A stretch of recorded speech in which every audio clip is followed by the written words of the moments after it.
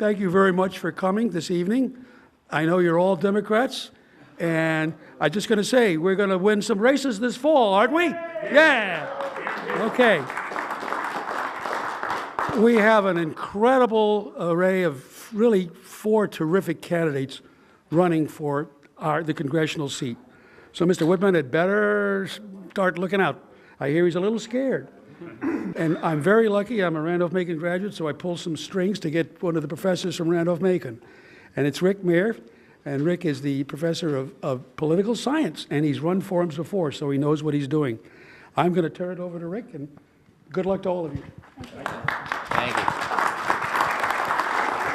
Yeah, you guys, if you're welcome to have a seat, please. So I just wanted to take a minute or two to go over ground rules.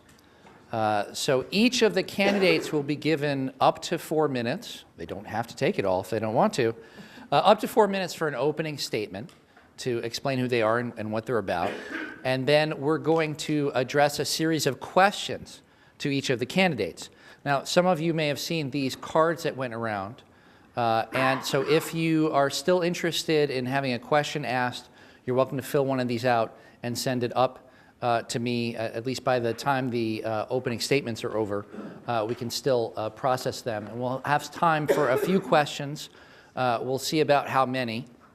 And each of the questions will be addressed to all the candidates. They'll each get up to 2 minutes to address each of the questions. And we'll just sort of direct it to different people and sort of run down the line when we do that. And then once we're sort of winding down on time, each candidate will have 2 minutes at the end for a closing statement. And then hopefully they'll have a minute or two to stick around afterwards. So if there's anything that you felt wasn't addressed during the forum, you'll certainly, the candidates, I'm sure, will be more than happy to address that directly with you. Each candidate's time will be strictly limited by the timer. Nelson Vaughan right there, who has signs, and the signs will be followed by angry glares and then harumphing and et cetera, et cetera. So I'm sure we'll be able to keep to our times because of that. So without further ado, so again, if you do have questions, please feel free to kind of sneak them up to me during the opening statements. But for now, the opening statements will be given in a random order chosen by me, sort of out of my pocket earlier today, or just a few minutes ago. And so we're going to start with Vangie Williams. Okay. Let me stand up. Hi, everyone. Sorry about that. Hello, everyone. Come on. Can I have a hello? Hi, Vangie. Thank you. Well, my name is Vangie Williams. I come from King George, Virginia. I am the mother of 6 daughters. I am the wife of 25 years. I am, by trade, a strategic planner. What that means is I solve really hard problems for the government. Some of my hardest jobs have been working for NASA. I actually got the space flight program back in order back in 2008. I actually was one of the principal participants and starters of the TSA ramp-up, for which you now know are STSA screeners, airport screeners. I have worked on jobs such as the Thrift Savings Plan, hard jobs. I mean, these are jobs that most people never even consider. I am also a woman who holds several degrees. I have 5 degrees, and I'm working on my 6th. One of my degrees is construction management. Another one is federal contracts and acquisitions, which is my business degree. I also have an MBA, and I also have history degree and astronomy degree, and I'm working on my doctorate. Excuse me. One thing I can say is one of the reasons why I am running is for us. The 1st District has had the same incumbent for 10 years, and that incumbent has done little to nothing to change prosperity for our district. Our district needs so much. We need education. We need transportation funds. We need innovation to bring an economy here to the 1st District. Now, that doesn't say we want the city population moving down, and that doesn't mean we want the rural population leaving, but it's time for a change. I also want to say one thing that I want to bring to this is a clear mind, a commitment to doing what's right for us, not by party, race, religion, or what have you, but what's right because it's the right thing to do. I am a moderate, and I'm happy to be a moderate, and I look forward to answering your questions. Thank you.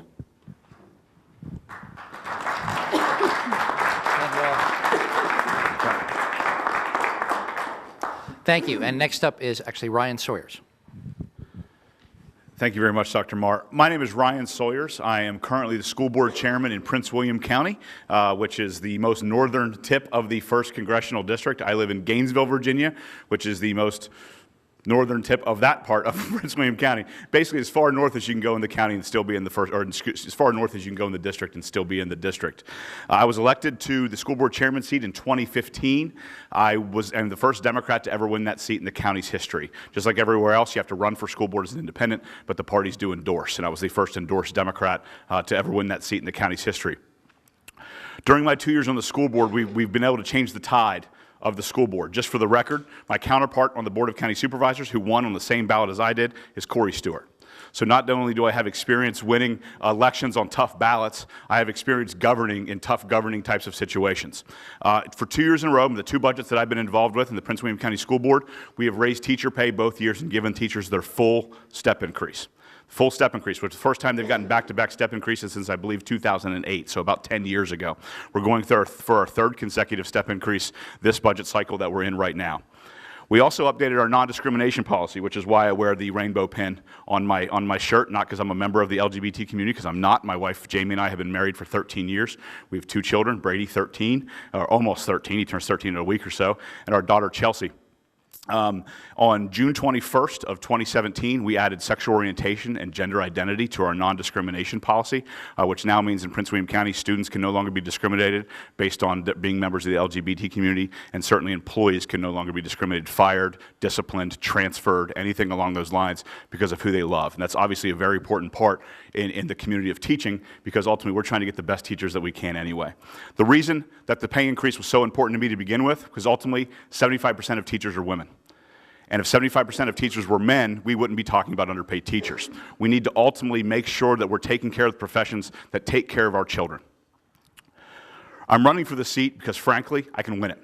We have experience running for these types of red seats before. We've done this type of thing before. I was told I had a 0% chance of winning the seat when I ran for the school board chairman seat in Prince William County. Just for the record, we elect our chairman county-wide by popular vote in Prince William County. We do not elect it from within the board. It is elected by popular vote. So when we won that seat, we realized that we were onto something and that our message resonates, because ultimately it's not about running necessarily left or right. It's about running true to your values. Obviously, I'm on the left side of the spectrum, but what we don't do is we don't hide from who we are. I'm unabashedly a Democrat. I'm unabashedly a progressive. And we get those things by running on our values, because we do that, I get a fully funded school board budget out of Corey Stewart. Something that was impossible 10 years ago. Something nobody thought could happen 10 years ago. In last budget cycle, we got a fully funded school board budget out of Corey Stewart's Board of County Supervisors. So it's not just my ability to win a race that I've proven. It's my ability to govern, being on the school board for 2 years, and be able to fight for teachers and for the school system that's been ignored for quite some time. I don't hide from our values, like I mentioned earlier. I'm not kind of, sorta for women's rights. I'm 100% in favor of women's rights. I don't think doctors or politicians should be able to stop women from having procedures or having care or birth control or anything else that they want to have access to. That's a fast 30 minutes and 30 seconds, I'm telling you right now.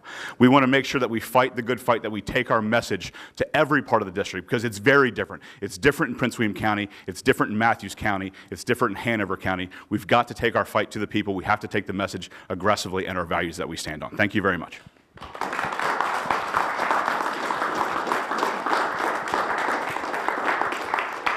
Thank you. Next up is Edwin Santana.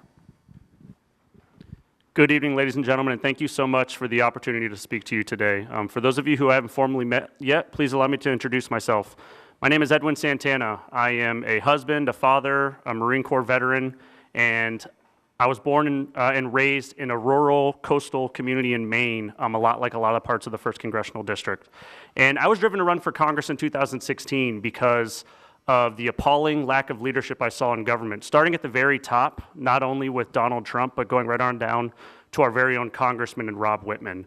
Rob Whitman has proven that he's no longer interested in representing the men and women of the 1st Congressional District, and here's a few examples of that.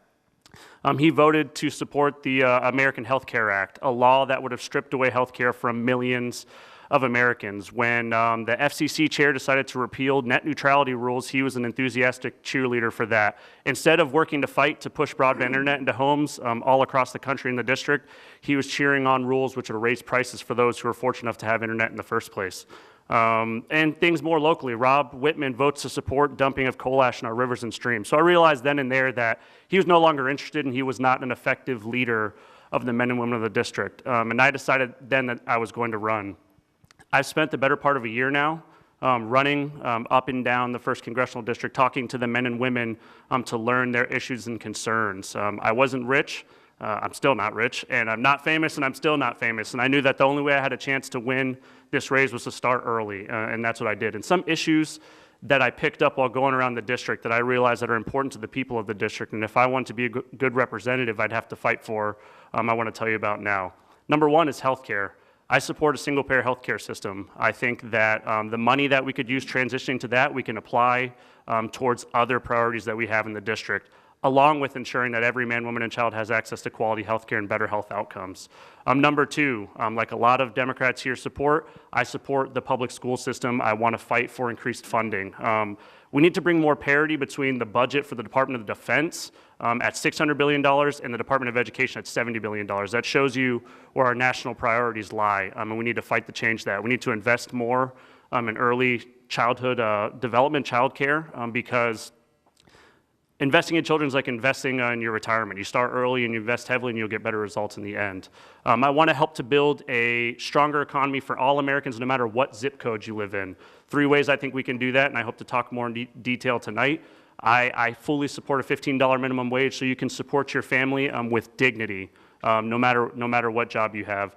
I think we can invest in green technology and renewable energy here in the Commonwealth. That's one way to help build an economy. And as well, we need to start investing in a 21st century jobs training program. That's something I think the military does a good job training individuals for when they transition out. They did a good job with me, and I think we can apply that same mentality towards men and women who are in old occupations and need to transition to something a little bit newer, for instance, the coal jobs. Again, protecting the local environment, that's another hugely important issue. Nobody wants fracking in the Taylorsville Basin. People do not want a polluted Rappahannock River or a dirty Chesapeake Bay, not only because those are great places to spend time with your family and friends, but they're also huge economic drivers. We also need to do something to address climate change, so protecting the local environment and climate change. Broadband internet access, I touched on it a little bit ago, and that's something that's extremely important. We're limiting educational and economic opportunity for men and women across the district, so we need to do something to address that. And finally, we've already prepared legislation. We already have a plan to address the sexual assault epidemic in our country. It's something that's truly nonpartisan and affects almost every single American in some way, shape, or form, and we need to do something about it.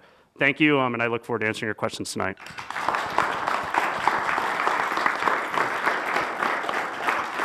Thank you. And last but not least, of course, John Suddarth.